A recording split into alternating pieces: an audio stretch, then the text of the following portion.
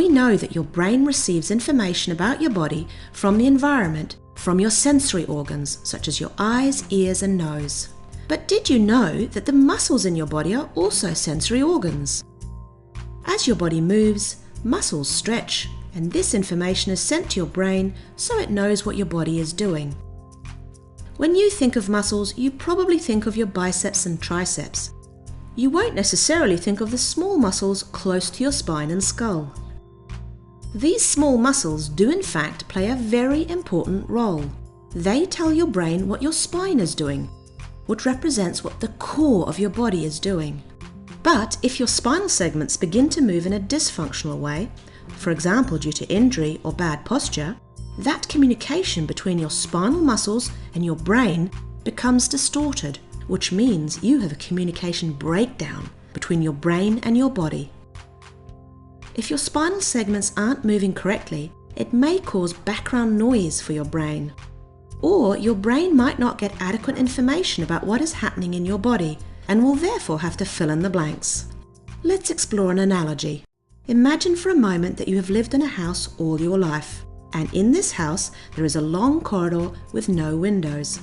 At the end of the corridor is an electrical fuse box. Now imagine that the circuit breaker to the lights has blown and you are pitched into complete darkness.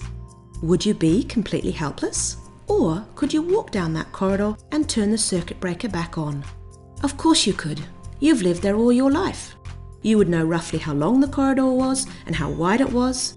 You'd be able to get down there and turn the lights back on. Your brain is just as smart as that. It can function even if there are parts of your body that it cannot see.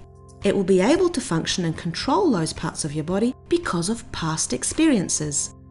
But now imagine that before those lights went out, your kids had left a bicycle in that long corridor that you had not seen. What would happen in that scenario?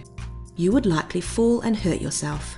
And this is what happens when the brain is not fully aware of what's going on somewhere in your body.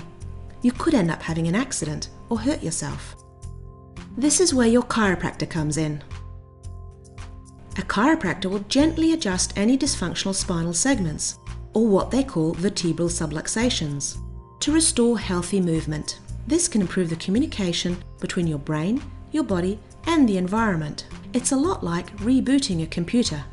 When your brain can accurately perceive what is going on inside and out, it can better control your body for the situation at hand and move muscles in the right order.